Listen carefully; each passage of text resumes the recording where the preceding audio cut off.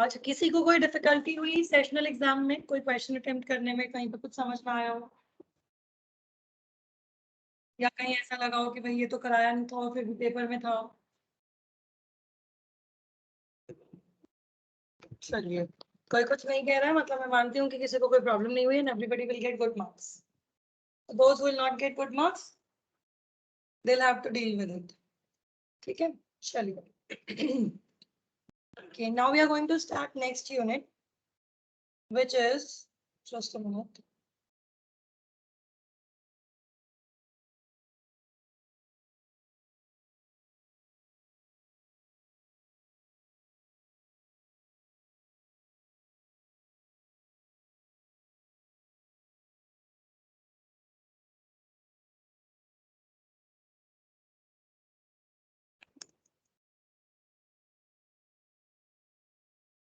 हाँ, so I was saying that we are going to start unit number 4. ठीक है, unit number 3 हम बाद में करेंगे. First we will be talking about unit number 4. ठीक है, and unit 4 consists of, it is named as pulse modulation. ठीक है, डेट क्या है आज? 8th of June. ठीक है, now see, pulse modulation means, अभी देखो मैंने आपको जब ये सब्जेक्ट पढ़ाना शुरू किया था तो first I told you what is communication. See, I'll always start anything like this because we have to understand that why are we studying these topics, what are the relevance of these topics, right? So firstly, I told you what is communication and why do we need communication. Then we came to know that for communication we require a huge thing, that is modulation. Okay. Then we understood the types of modulation. So in the types of modulation, I told you that there are broadly two types. One is continuous wave. Another is pulse modulation. ठीक है, continuous wave में हमने पढ़ा amplitude, frequency, phase. ये दोनों हमने पढ़े angle modulation में. ठीक है, पल्स में मैंने आपको बताया था कि 3 तरीके से होते हैं, पैम, पीपीएम, पीडब्ल्यूएम. इसका जो आउटपुट होता है कंटिन्यूअस वेव का, it is continuous with time. और पल्स मॉड्यूलेशन का आउटपुट क्या आता है? पल्सेस की फॉर्म में, यानी कि digital, right? So the first thing that we need to understand in this unit is why analogue to digital. Is there anybody who can answer this question, that why we are moving from analog to digital? Why we require, in every technique we require digital things. So what is the reason behind going from analog to digital? Ma'am range बढ़ जाती है signal की, हम लंबे distance तक पहुंचा सकते हैं. ओके, और रेंज बढ़ जाती है. चलिए लिख लेते हैं यहाँ पे. और कोई? Sir noise, ma'am noise and distortions reduce हो जाते हैं. ओके, सो हम कह सकते हैं कि डिजिटल नॉइस इम्यूनिटी प्रोवाइड करता है ना? और कुछ कोई ऐड ऑन करना चाहता है? मैम कॉस्ट इफेक्टिव होता है डिजिटल. Cost effective. और मैम एक्यूरेसी ज्यादा होती है. मैम फीचर्स एक्सटेंड हो जाते हैं. हाँ, वही फीचर्स तो पूछ रही हूँ. What are those features which are going to extend? भाई जैसे एक ने बताया रेंज, एक ने बताया नॉइज इम्यूनिटी, एक ने बताया कॉस्ट इफेक्टिव. और मैम एक्यूरेसी. ओके, एक्यूरेसी नहीं लिखेंगे हम इसको, मैं इसको लिखूंगी सिक्योरिटी. यही कहना चाहते हो? Yes ma'am. है ना, सिक्योरिटी. चलिए, इतने पॉइंट्स इनफ है ये समझने के लिए कि क्यों डिजिटल. देखो, सबसे पहले मैं सेकंड पॉइंट पे बात करूंगी जो कि सबसे इंपॉर्टेंट है. एनालॉग के केस में क्या होता है, समझना इसको. एनालॉग एक ऐसा सिग्नल है जो कि कॉन्टिन्यूअसली वैरी कर रहा है विद रिस्पेक्ट टू टाइम.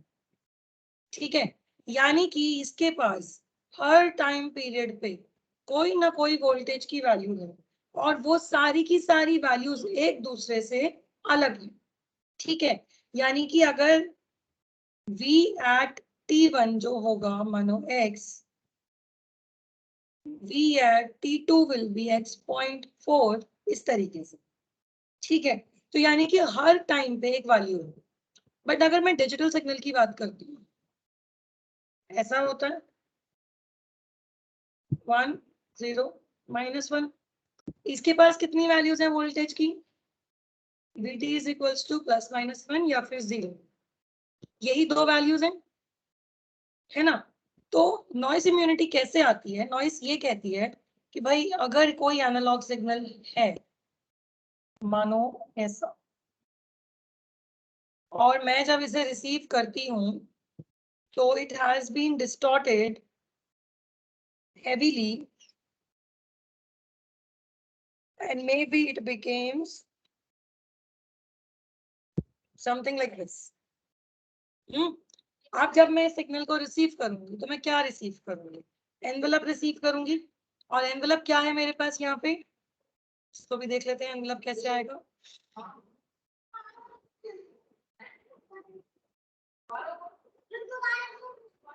देखो एनवेलप क्या आएगा, ये आएगा, ये डॉटेड लाइन,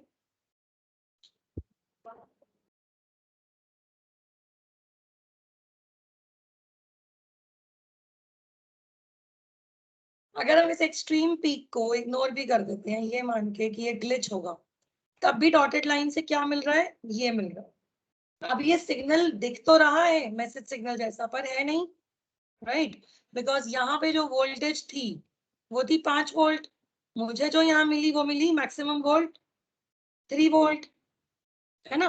सिमिलरली यहाँ पे जो वोल्टेज थी that was -5 volts, I got -6 volts. अभी जब मेरा इंफॉर्मेशन ही वॉयलेट हो गया तो कोई फायदा नहीं है इस तरीके के मॉड्यूलेशन करने का, ठीक। लेकिन when I talk about digital तो क्या होगा, this is my signal which needs to be transmitted, yeah, which has been transmitted and received. Now after transmitting this type of a signal, if I receive a signal which is something like this, supposingly,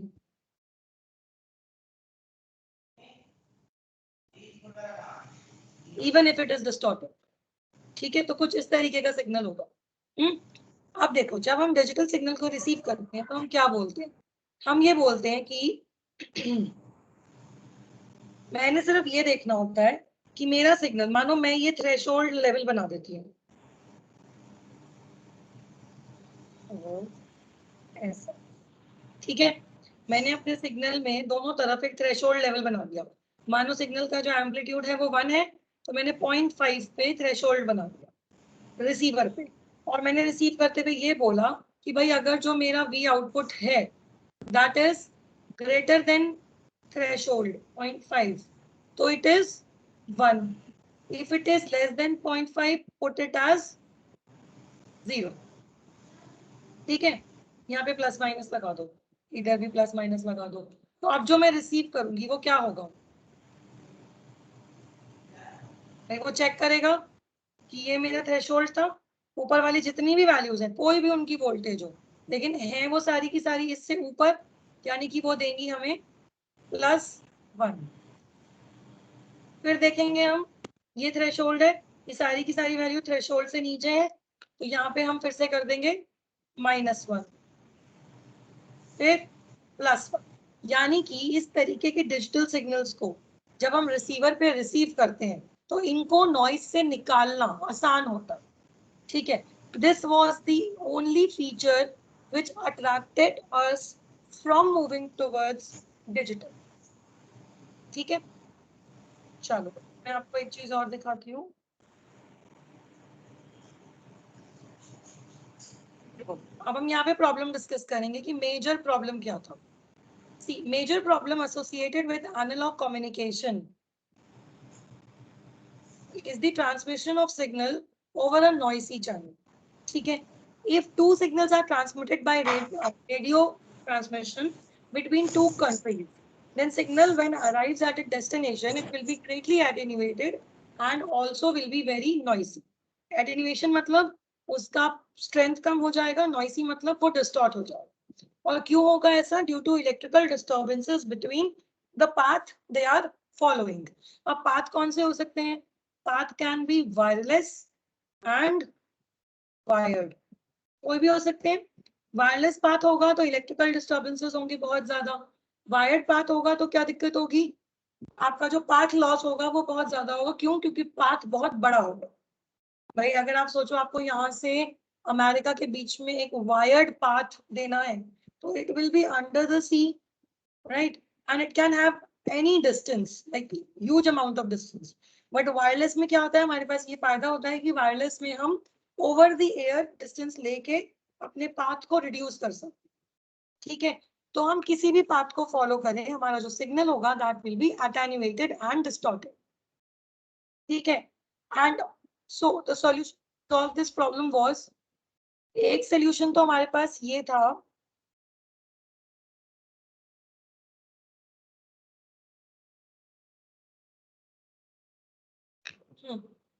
देखो, इन दोनों problems को resolve करने के लिए एक solution जो था वो था हमारे पास कि मैं अपने इनपुट पावर की ना स्ट्रेंथ को बढ़ा दूं. भाई हो क्या रहा है? दो चीजें हो रही है मेरे साथ मेरे सिग्नल को रिसीव करने में with in large long distance communication में. पहली चीज हो रही है कि वो एटीन्यूएट हो रहा है. एटीन्यूएशन का मतलब होता है स्ट्रेंथ कम होना. दूसरी चीज हो रही है डिस्टॉर्शन, दैट इज नॉइस का बढ़ना. ठीक है, अब ये दो प्रॉब्लम्स मेरा सिग्नल फेस करता है when it is moving from a transmission medium, whether the medium is wired और वायरलेस. ठीक है, तो ये बोलता है पहला solution. Solution one is raise the power या फिर स्ट्रेंथ ऑफ मैसेज नहीं सॉरी ट्रांसमिटिंग सिग्नल.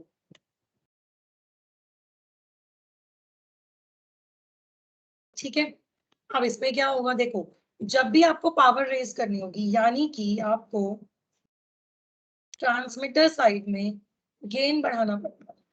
स्ट्रेंथ बढ़ानी है, गेन बढ़ाना पड़ेगा. गेन बढ़ाने के लिए मुझे क्या चाहिए?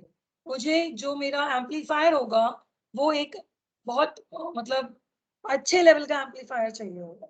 ठीक है, अब आप ये सोचो कि अगर मैं अपने लाइक ट्रांसमिटिंग डिवाइस को इम्प्रूव करूंगी, इम्प्रोवाइज करूंगी तो क्या होगा उसमें? They will cost high, right? If I'm see what we are doing right now is we are communicating with each other. Somebody is sitting in Lucknow, somebody is sitting in Bareilly, somebody must be sitting in Allahabad, I am sitting in Ghaziabad, right? And we are communicating with each other with the help of internet, that is a wireless medium, right? So now what is happening here is that if I want to transmit my signal to you people and I want you to receive it in the correct form, ठीक है, तो मैं क्या चाहूंगी कि मेरा जो transmission है वो परफेक्ट हो. ठीक, अब अगर मैं फर्स्ट सॉल्यूशन लेती हूँ यानी कि मैं अपने मेरा जो रिसीवर है यानी कि मेरा जो लैपटॉप है या जो मैं टैबलेट यूज कर रही हूँ ये मेरा बहुत हाई पावर का होना चाहिए. ठीक है, अब अगर ये हाई पावर का होगा तो ये बहुत महंगा होगा. Why would I purchase a expensive laptop or a tablet just to have a online class? I'll not do it, right? Why? Because it is costly, it is not affordable. Similarly, if you are texting with each other, if we are attending a meeting that is on air and we have to communicate with many people in that meeting, तो भाई हम अपने mobile से करेंगे ना. आप लोग अपनी मोबाइल से क्लास कर रहे हो. अगर आज मैं आपको बोलूं कि नहीं भाई आपको तो मुझे एग्जाम देने के लिए आपको एक अच्छा महंगा लैपटॉप लेना होगा तो आप नहीं लो, right? Because cost is a very huge constraint. तो ये फर्स्ट सॉल्यूशन यहीं पे हमारा एंड अप हो जाता है कि भाई ये सोल्यूशन तो हम नहीं ले सकते. हमें छोटे छोटे कम्युनिकेशंस करने होते हैं. हम कोई डिफेंस में तो है नहीं कि भैया हाँ चलो जी सारा पैसा कम्युनिकेशन में लगा दो, राइट? हम तो नॉर्मल ह्यूमन बीइंग है. तो दूसरा सोल्यूशन आता है आपके पास that you will use repeaters in the path. Repeater जैसे इसका नाम वैसे ही इसका काम। क्या करता है रिपीटर? यहाँ पे ट्रांसमीटर है, ये मीडियम है, ये रिसीवर, बीच में थोड़ी थोड़ी दूरी पे हम एक ब्लॉक लगा देते हैं अपने पाथ के बीच में, and these blocks are known as repeaters. काम क्या होता है इनका? इनका काम होता है सिग्नल को लेना, उसको रिपीट करना, मतलब जैसा वो आया था, जैसा वो बना था, वैसा दोबारा से बना देना, यानी कि एम्पलीफाई करना प्लस नॉइस रिमूव करना। ठीक है, अब आप सोचो, आपको यहां से लेकर यहाँ के बीच में नॉइस रिमूव करनी हो एक साथ, या फिर आपको छोटे छोटे डिस्टेंसेस के बीच में नॉइस रिमूव करनी हो, कौन सी आसान है? छोटे छोटे डिस्टेंसेस के बीच में रिमूव करना, है ना? अब रिपीटर्स ने बोला कि भाई मैं कॉन्टिन्यूस सिग्नल को नहीं जानता, या नहीं करूंगा मैं कॉन्टिन्यूस सिग्नल के साथ काम, मेरी प्रॉपर्टी में नहीं है। ठीक है, तो रिपीटर्स ने बोला कि भाई आप डिजिटल में काम करो, सिग्नल को डिजिटल कर दो और मुझे दे दो, मैं एश्योर करता हूँ कि नॉइस नहीं आएगा। ठीक है, तो हमें लगा ये ज्यादा आसान है, रिपीटर सस्ते होते हैं भाई, हाई पावर ट्रांसमीटर से तो रिसीवर सस्ते पड़ते हैं रिपीटर्स। ठीक है, तो that is why there was a major requirement of digital signals or digital networking, digital communication in our market. ठीक है,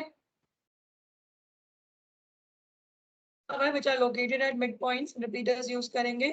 रिपीटर क्या करेगा? सिग्नल लेवल को बढ़ा देगा और एसएनआर को इम्प्रूव करेगा। ठीक है, repeaters will work better for digital signal and thus we require digital communication. Why? ये रीजन आपको पता है क्यों? क्योंकि डिजिटल सिग्नल्स नॉइस इम्यून होते हैं ज्यादा, तो इसलिए रिपीटर्स ने बोला भैया मैं ज्यादा मेहनत नहीं करूंगा, मैं तुम मुझे डिजिटल सिग्नल दो, मैं उस पर काम करूंगा। ठीक है, so this is what is all about why do we require digital signals and why we are going to study unit number 4 in which we will be talking about pulse modulation. ठीक है, now we'll see that how many types of pulse modulation exist and what are their properties.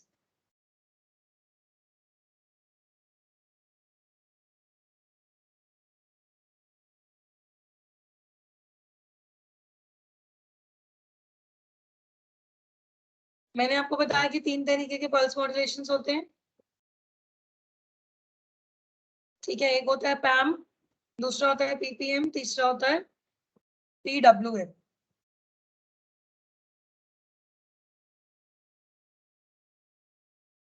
पैम आप लोग lab में भी कर चुके हो।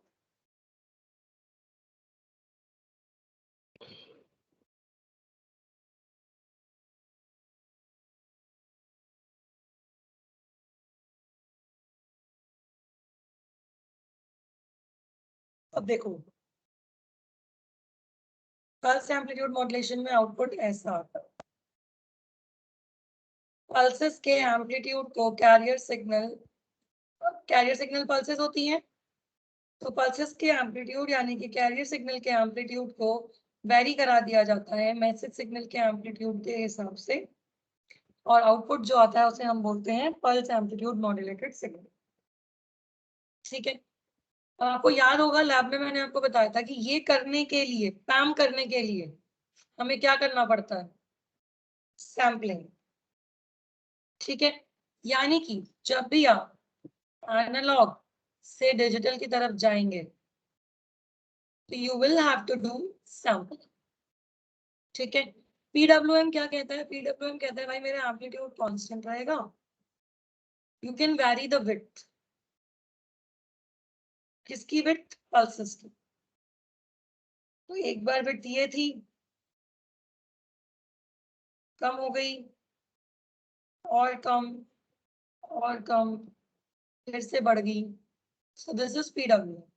Ppm क्या कहता है कि विड्थ तो कांस्टेंट रहेगी, एम्पलीट्यूड भी कांस्टेंट रहेगा, क्या बदलेगा? पोजीशन। यानी कि पोजीशन अगर ये थी तो ये हो जाएगी, ये यहाँ पे दूसरा वेव स्टार्ट होना था, यहाँ हो गया, यहाँ होना था इसकी जगह यहाँ हो गया। यानी कि मेरे सिग्नल की विड्थ तो वही रहेगी जो थी, विड्थ में चेंज नहीं आया, पोजीशन बदल गई। ठीक है, तो अगर आप रिलेट करना चाहें इसको तो PAM is actually equivalent to AM, PWM is somehow equivalent to FM, and PPM is equivalent to PM, phase modulation. ठीक है, now as I told you that to understand any type of pulse modulation, yeah, any type of construction, reconstruction of your signal, you have to go for sampling. So you need to understand the sampling theorem. Please hold for me.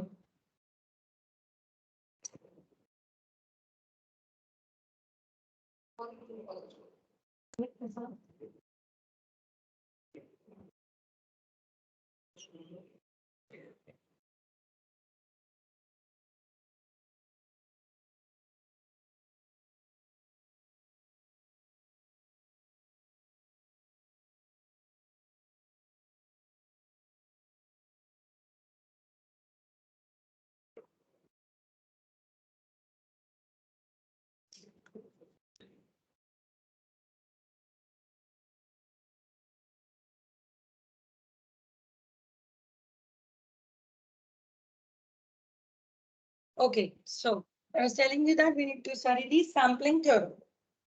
मेरे को पता होना चाहिए sampling कैसे करते हैं, क्या conditions होती है. ऑलरेडी आप लोगों को मैं कई बार बता चुकी हूँ कि सैम्पलिंग करने के लिए there is a condition that your sampling frequency should be always greater than or equal to twice of your modulating frequency. So the statement of theorem says that a continuous time signal may be completely represented in its samples and recovered back if the sampling frequency is Fs greater than equals to twice Fm. देखो, ऐसा नहीं है कि आप इससे कम frequency रखोगे तो sampling नहीं होगी, सैम्पलिंग हो जाएगी but you can not recover it back. So it is very important that if you are converting an analog signal into digital, then ultimately you need to convert it back to its original form. And for that we require this condition, right? So to maintain this, it is very important. And what is Fs here? Fs is the sampling frequency. Fm is the maximum frequency present in your input signal, sinusoidal signal. Fine. Now, if we need to understand sampling, then there are three types of sampling techniques that are going on. One is known as ideal sampling. Another is natural sampling. Third is the flat top sampling. Okay. The above statement of sampling theorem can be represented in two parts. जैसा कि मैंने आपको बताया था जब हमने experiment किया था सैम्पलिंग एंड रिकंस्ट्रक्शन का. So those are the two parts of your sampling theorem. First part is sampling that you have to achieve, and another part is reconstruction. Reconstruction is very important. If you cannot reconstruct your signal, then it is no use of converting the signal from analog to digital, because when you go from source to destination, right, by performing n number of tasks, तो जैसा आपके पास source पे information होता है, destination को वैसा ही चाहिए होता है. मैं अगर हिंदी में बोल रही हूँ तो आपको हिंदी में ही सुनना है, right? If I am talking in Hindi or English and you are getting the output in French, then it is of no use because you don't know French, right? So this is what is important. कि reconstruction क्यों चाहिए? Reconstruction इसीलिए चाहिए होता है because whenever we are going for a block or a device, then that device can understand only the language which it is fed to understand. The internal process that we have fed into the medium or the other devices that we have implanted over it to complete the communication or transmission process, it does not understand that language, right? जैसे computer एक बहुत अच्छा example है. आप English में type करते हो, computer English नहीं जानता, वो क्या करता है, उसको अपने असेंबली लैंग्वेज में कन्वर्ट करता है 0101, है ना, असेंबली या मशीन लैंग्वेज में. लेकिन अल्टीमेटली जब हमें दिखता है, भाई हम अगर डालते हैं एक्सेल पे 2+4 तो हमें चाहिए होता है 6, राइट? लेकिन कंप्यूटर के बैकएंड पे वो 6 नहीं होता है ना, वो कोई 0101 का सीक्वेंस होता है. अब अगर कंप्यूटर हमें वो 01 के सीक्वेंस में आउटपुट दे देगा तो हमारे लिए वो यूजलेस है, क्योंकि हम तो उस लैंग्वेज को पहचानते नहीं है.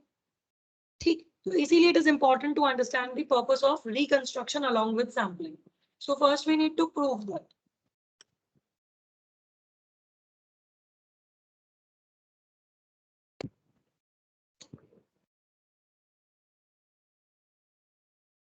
So whether it will finish in this lecture or not. नहीं, ये पूरा इसमें लेक्चर में खत्म नहीं होगा। हम फिर नेक्स्ट लेक्चर में कंटिन्यू करेंगे पूरा sampling theorem and sampling techniques, तीनों दोनों चीजें। मैम ये नोट्स अपलोड कर देंगे क्या आप? अभी नहीं करूंगी, थोड़ा सा चैप्टर तो पढ़ाने दो तब करूंगी। अभी कर दूंगा। यस हम मैम, अभी कर प्लीज दीजिए साइड बाय साइड क्लास में। क्योंकि मैम फिर वो नोट्स बनाते रहेंगे साइड बाय साइड, इसलिए। बनाते नहीं रहेंगे, इसको देखते रहेंगे। चलिए कोई बात नहीं, that's okay, it's vice versa, ठीक है, मैं भेज देती हूँ।